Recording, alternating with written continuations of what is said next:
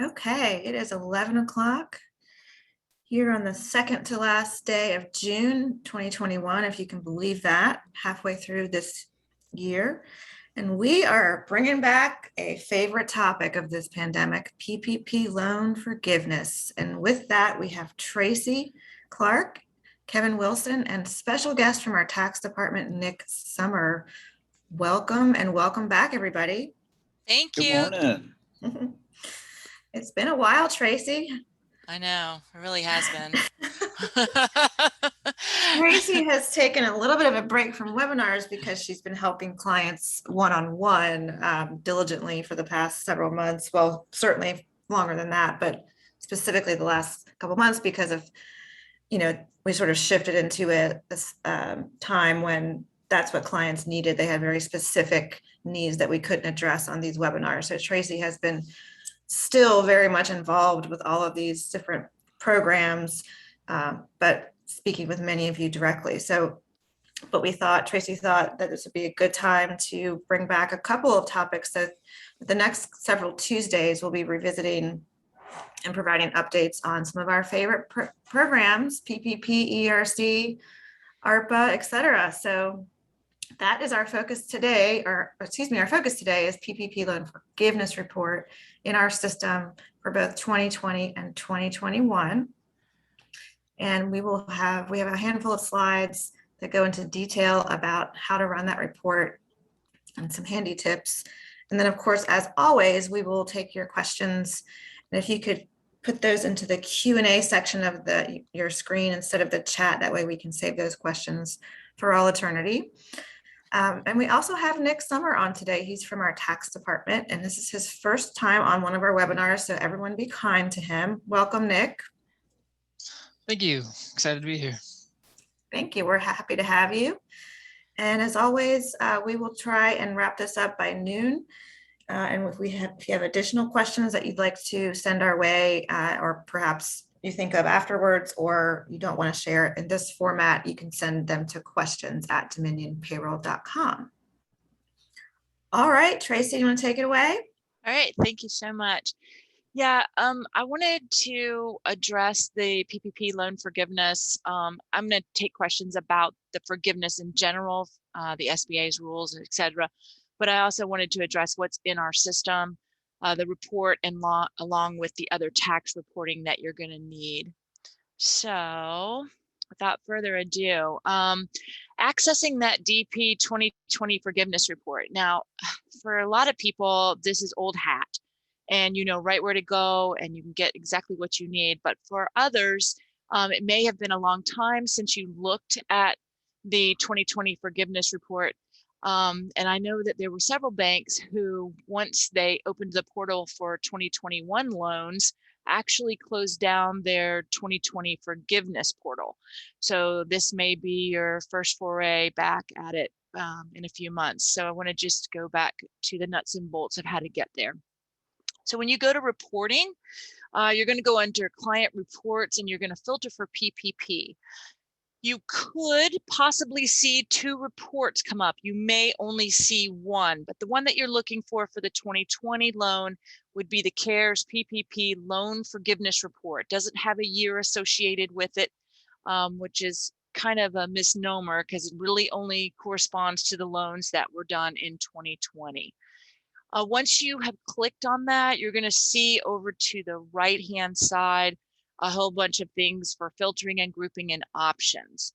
For the most part, you're going to leave them at the defaults. However, down under options, you're going to put in your covered period.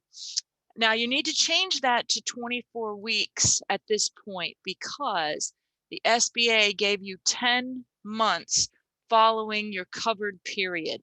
And for most people, that 10 months following the 8 weeks, if you chose that for your covered period, would be up. And that would now be a loan. So you're going to default to that 24 weeks. So make sure you change that under options.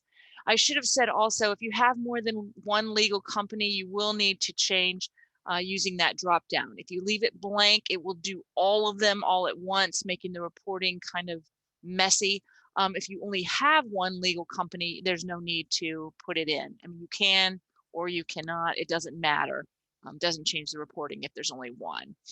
If you happen to have termed with us, and I hope that you haven't, and you still need our report, you would go in and you would click that box, include termed companies.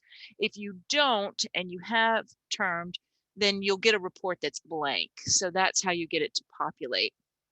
That grouping where it says include pay group breakdown, you can do that for your own purposes, but do not submit that to your lender like that, because it breaks everything down. It'll give you a separate summary page. It'll give you a separate worksheet table 1 and worksheet table 2. It breaks down the whole, just all of the different pages will be broken down by those pay groups, and that's not how the lender needs it. They actually need it all in one.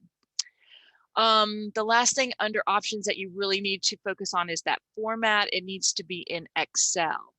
All the other things you can leave as a default. If you just want your covered period and you are a weekly or a bi-weekly payroll, you can change that under that weekly, bi-weekly coverage option. I usually think it's best to leave it on the alternative payroll covered period. Now remember, this is for 2020. In 2021, that's not available. But for 2020, SBA said that if you were a weekly or bi-weekly payroll, you could opt for that alternative. And that is pretty much it on the accessing that 2020 forgiveness report. Okay, accessing the 2021 forgiveness report, pretty much the same process. So again, you're going to go to reporting, you're going to go to client reports, you're going to filter for PPP, but this time you're going to be looking for that CARES PPP Loan Forgiveness Report 2021. Now you won't have automatic access to that. So if you don't see that available when you go into our system, please contact customer service. They can give you access to that immediately. So you're looking for that CARES PPP Loan Forgiveness Report 2021. The old report won't work with the new loan. We also have to have your loan disbursement date to make that report populate, just as we did for the 2020. So if you happen to have access to this report and you run it and it comes up blank, it's probably because we don't have your loan disbursement date in our system. That's something we have to do on the back end. You can't do it yourself, so you just need to let us know that that needs to be entered, and we can do it. Once you click on that, you're going to be directed over to the right-hand side, and you're going to be given a lot of options, just like you were with the 2020 report. Again, if you have more than one legal company, you want to use the drop down. I would leave that grouping alone. And then we get to options. So under options, the loan year is going to be the first thing you're going to want to change. Our report defaults to the 2020 PPP loan. Now, there was a very small window that you could have gotten disbursement in 2020 of these loan parameters, but for most people and all the ones that I've dealt with, all their loan disbursements were done in 2021. So you need to put that in. So you need to use the drop down, change to the 2021 PPP loan. You'll also need to put in the last day of the covered period. So the SBA put it out there that you could choose any day between 8 and 24 weeks following your loan disbursement. So that's up to you to decide when that last day of your covered period is going to be.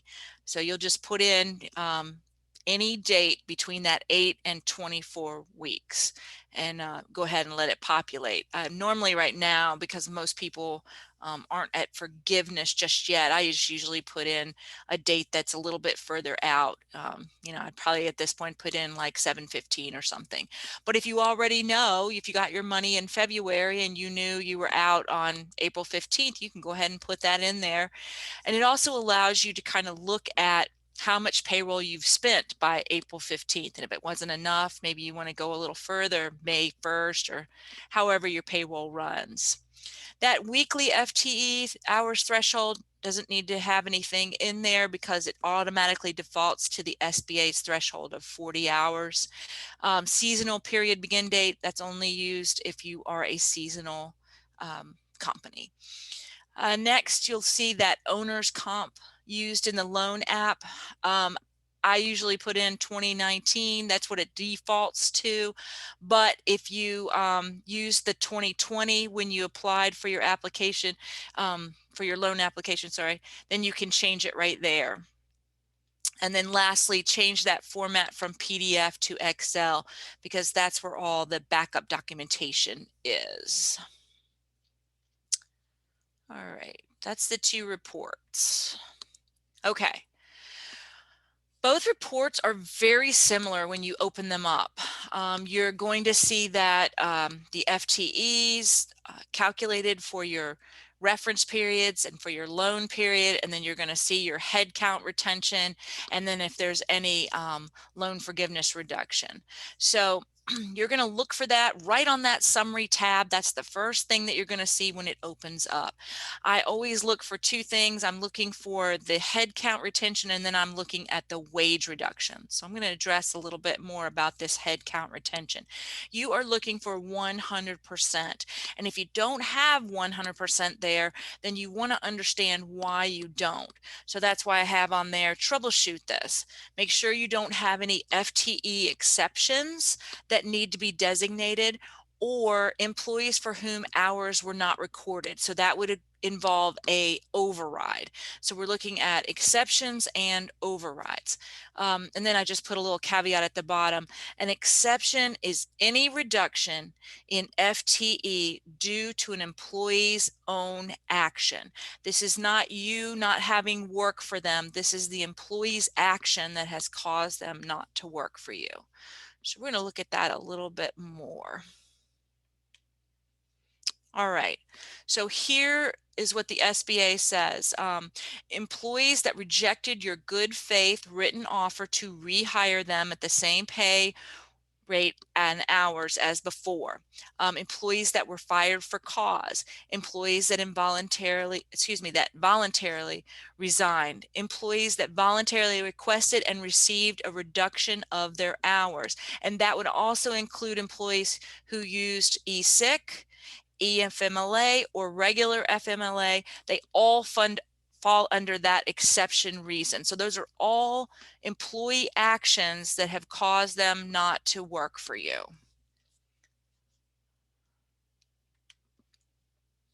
Okay, a lot of people want to know, well, how do they figure out the FTEs? So what the SBA wants you to do is they want you to determine the FTEs for two reference periods.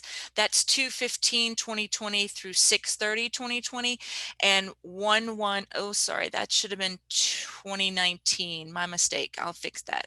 That should be 2/15/2019 through 6/30/2019, and then 1/1/2020 through 2/29/2020. And for your loan period. So those are the three. If you do the easy form, they may also ask you for your FTE count on 1/1/2020. All of these dates are done on the PPP report. And if I go back, I'll show you what you're looking for. So right here where you see average FTE February 15th through June 30th, and it's already been determined. Same thing for the January 1st through February 29th, and then for the loan period. So those three periods that you have to have FTEs determined, if you have all that data in our system, you will get numbers in each of these categories. Now, if you're a new client of ours and you don't have any 2019 data in our system, then this first reference period may be 0. That's okay. SBA says you have to have at least one. So if you have at least one of these populated with values, you're still good to go. If you're uncomfortable with the value that's been displayed, say, you're like looking at this and you're saying, okay, well, I see that I have a reference period of January 1st through February 29th with numbers, and I don't have any in the 2019 reference period, and you feel like you had less employees then, you can use our override to go ahead and put in your values for that 2019, and then you'll have FTEs show up there. And I'm going to show you how to do that in just a second.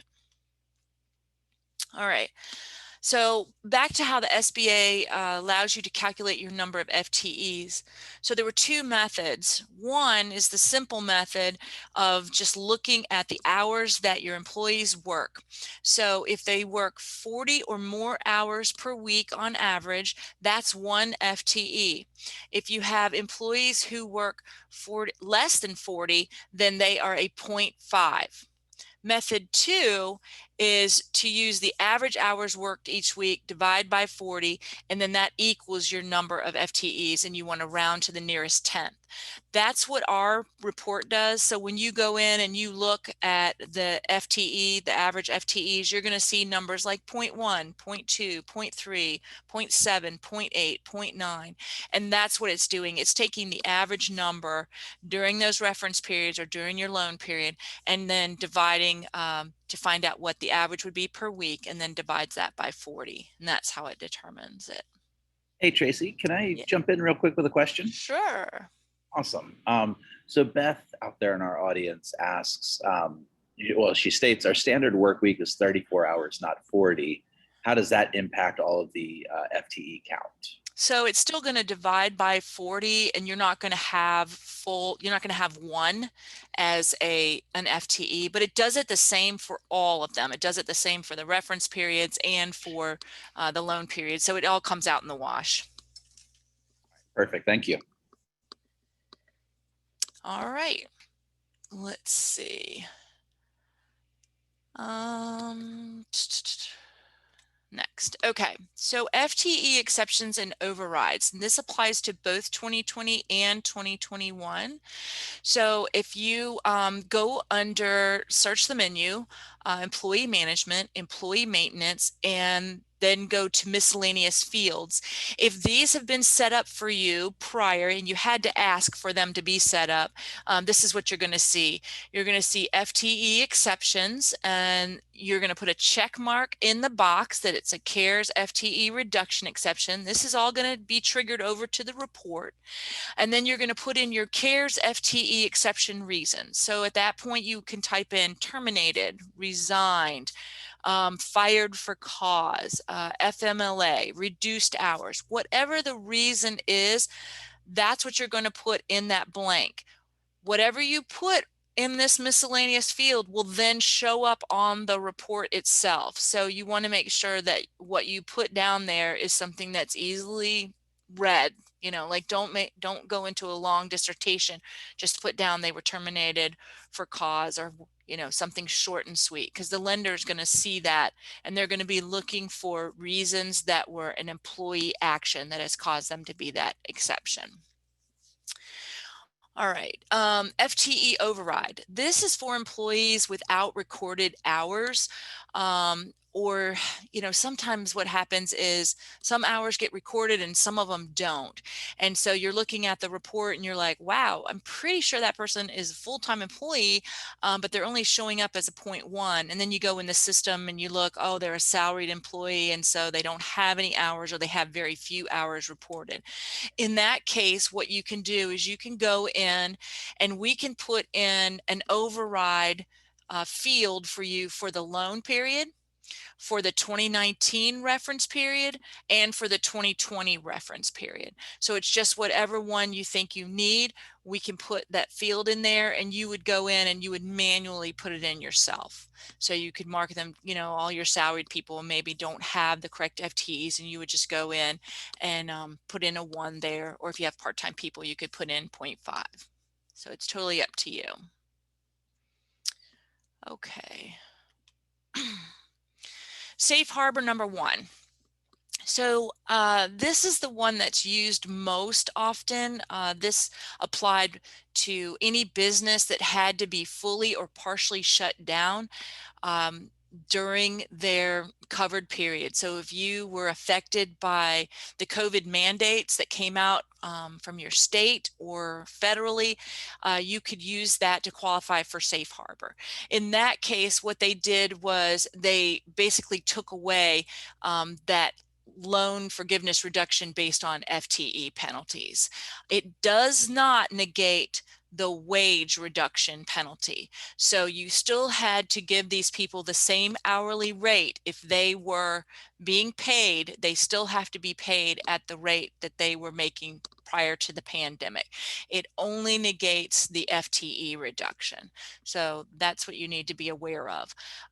Also, when you apply for this safe harbor, all you're going to be doing is putting a check mark in the box that you are eligible for it, but they do want you to have documentation. You're not required to turn it in, but you should keep it along with all the other documentation that goes along with your PPP report, because there is a lot of documentation that they've asked you to keep but not submit, and this would be one of them. So look for that email or something that went out that clarifies when you had to be fully or partially shut. And that would be like any business that, like a restaurant that said they had to be at 75% capacity. That is still a partial shutdown. Or if you were an essential business where they said, okay, well, you can't have more than X number of people in a store at a time, that would be a partially shut. You're still open, you're open for business, but you're not able to operate at that 100% that you were prior to the pandemic.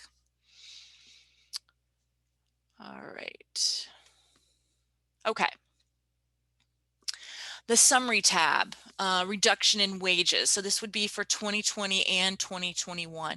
You definitely want to troubleshoot this. So what you'll see on that summary page is something like this. You'll see your total eligible payroll costs, and then next to it, you'll see a reduction in wages.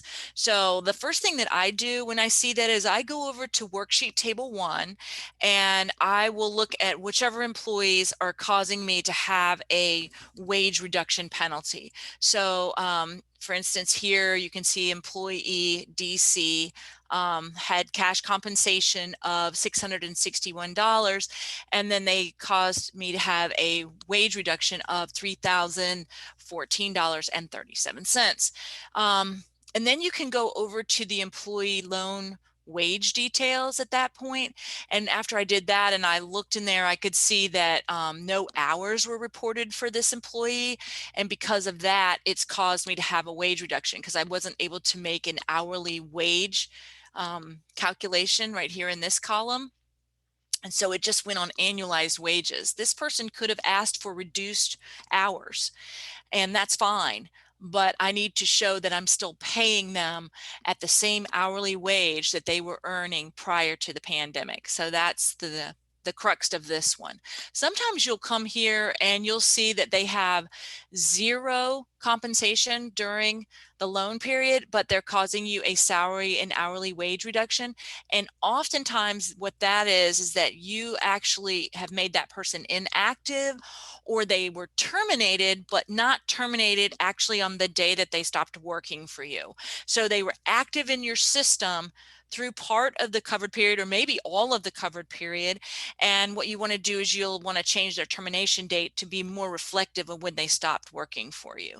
And that'll remove them from the report, and it also removes their wage reduction. Okay.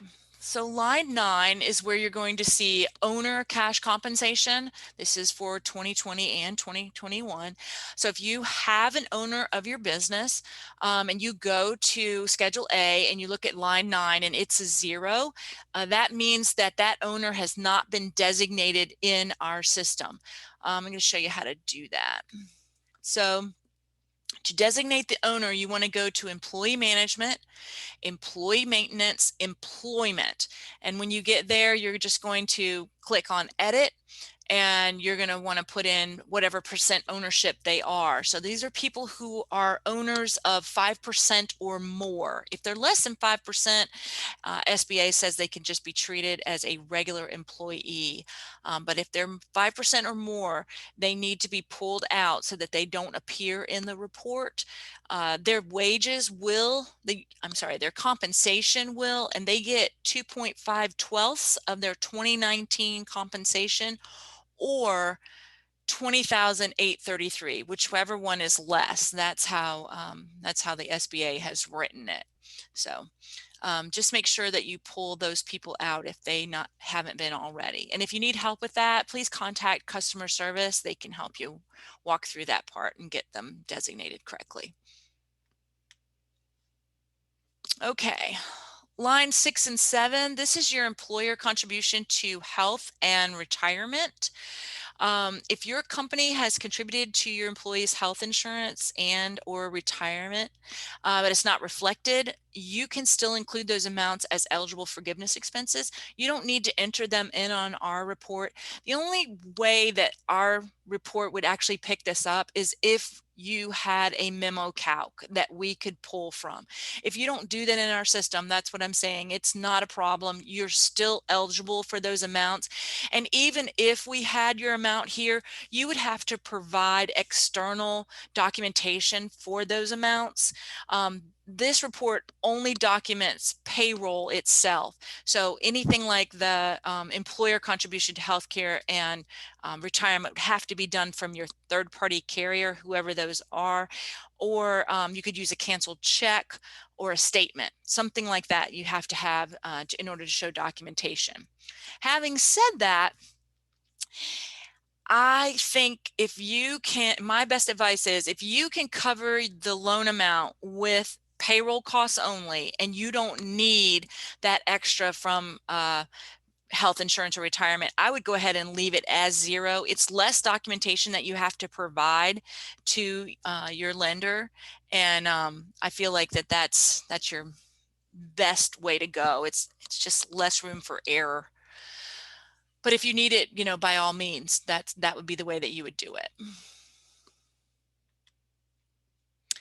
Okay. Payroll tax documentation required to be submitted.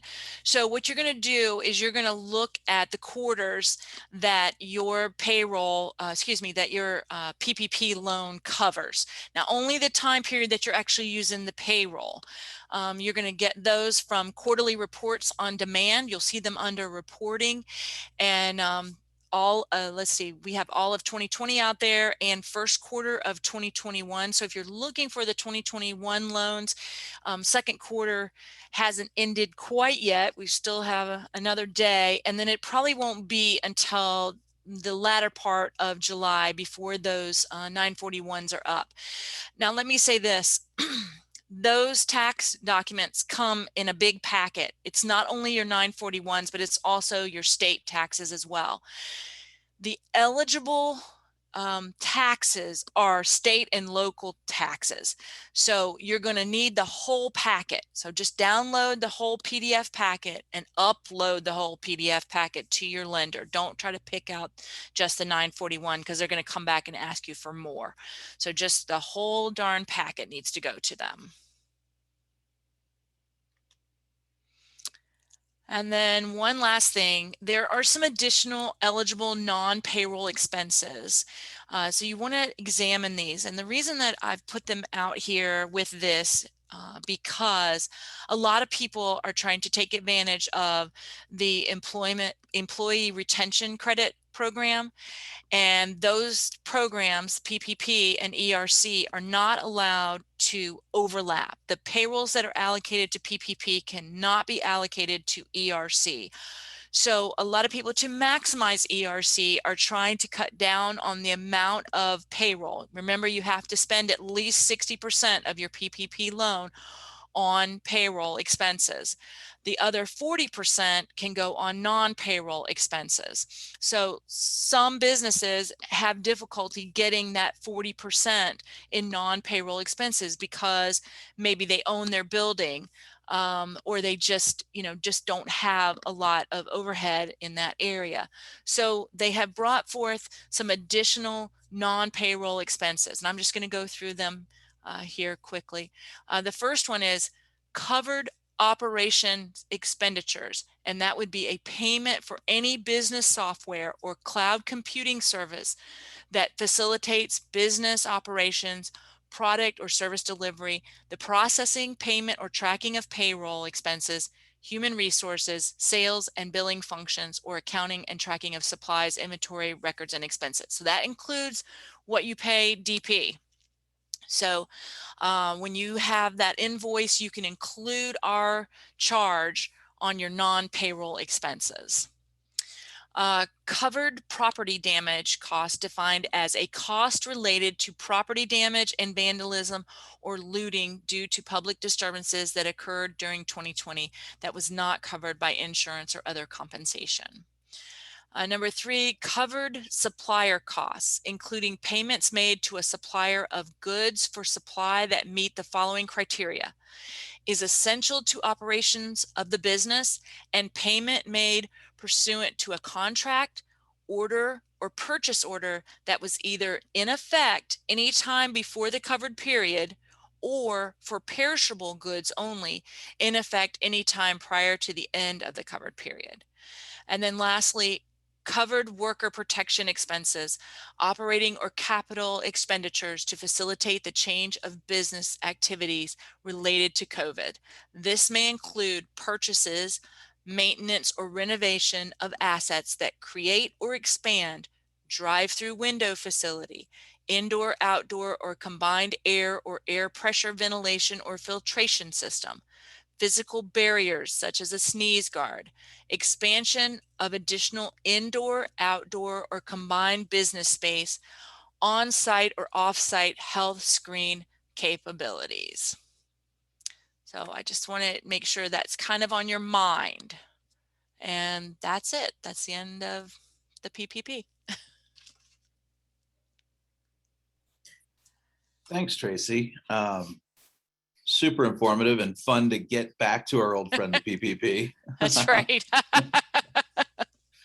So we just have a couple questions in the Q&A that I'll share with you. First one is just a bit of advice from Jim in the audience. He tells everybody, says, FYI, check with your bank regarding the official disbursement date for your loan. It may be different than the date you actually received the funds. Which is very odd because they told us over and over again that loan disbursement date was the day that the funds were received by the borrower. But hey, Yeah, lenders can call their own shots, I guess. right. And I think that's probably more of a sort of a technical feature of our financial system where, Yeah. you know, you pay somebody at 7 a.m. and it's not there at 7:15 a.m. and, you know, all the things that sort of go into it. But Right. probably best to, you know, dot your I's and cross your T's that way. All right. A question from Anonymous says, do the hours worked per week used to calculate FTEs come from the scheduler, the punch in and out in iSolved, or the hours entered in the time grid? It should, as far as I know, it's going to be the hours in the time grid. If you look on anybody's pay stub, whatever hours are reflected there, that's where it's picking it up. All right. So iSolved question there, but look to the time grid, everybody. All right. We've seen a couple questions from the audience, both in the chat and the Q&A about this presentation. And folks, we will have this on our website. If you go to dominionpayroll.com and hit the resource button at the top of the homepage, it'll take you to all things related to this webinar series, PPP, ERC, all that good stuff. We make every effort to have these up on the website by the end of business. So we'll have both the deck and a copy of this presentation for you. So that will be there for you soon. All right, a couple more questions coming in. Let's see, Angie says, how do we exclude from all periods an individual in pay status under a 409A plan? I don't know. You got me there. I don't know what a 409A plan is. That might be a question for customer service. Yeah. I Angie, think we have a way of excluding an individual on PPP 2021, but I'm not fully aware of it, so I can't really speak to that. Yeah, Angie clarifies it's a deferred compensation plan. Angie, this is one that's probably a little bit more technical for us to answer here on the air. If you reach out to customer service at dominionpayroll.com, We're gonna make every effort to get an answer to that question. All right, let's see. Dee Dee says, covered supplier costs. Can you tell us more? You know, Dee Dee, I wish I could. Actually looked up some information on that covered supplier cost this morning, but because it doesn't fall under payroll, I really don't have any more information than what I put on the slide. I would actually reach out to your CPA or your financial advisor to see if you can find out more about what that is. But it looks pretty broad spectrum. So I definitely think it's worth looking into to fill out that 40% of non-payroll costs. Yeah, I mean, all the language that I've seen has been really broad strokes, but I would be remiss to give a recommendation and then find out that, you know, sandpaper's covered, but nails aren't, or something like that. So definitely consult a financial advisor or CPA on those. All right, Angie says, please forgive my confusion. Angie, we are in the business of forgiving confusion. That's right. The last 15 minutes, or 15 months rather. For a 2020 loan, how do we use 12 or 14 weeks rather than 24? So we do have a way for you to do this, but let me preface that in saying that when you go to apply for forgiveness, you're only given the option of 8 and 24 weeks.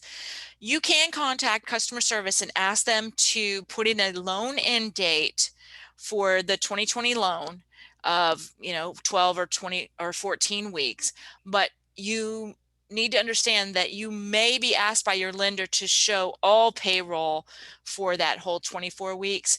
But again, we can put that in on our end. Now, the 2020 loan allows you to put it in yourself, but the 2020 loan does not. Hold on, Tracy, I think you said 2020 for both of those. Oh, sorry. 2020, you can't put in an end date, but 2021 you can. So the 2020, actually that's not true. 2020, you can put in an end date, but it has to be by us. So you have to contact customer service to put in an end date. With the 2021 loan, you can put in your own end date. Okay, perfect. All right, let's see. Stacy says, is there a built-in option to select 0.5 as default for employees who work less than 40 hours weekly rather than like 0.2, 0.3, et cetera? There is not. You would have to go in and put in the override yourself because our program is built so that it uses that 10th. Gotcha. And is that just manipulating like the spreadsheet that the report generates manually? So they would have to go into miscellaneous fields and put in for each employee that's part-time an override of 0.5. Gotcha. All right. Mindy asks, excuse me, is the 2021 PPP forgiven? Do we know this yet? So the forgiveness portals, as far as I know, I have not seen anybody's forgiveness portals being open yet for 2021.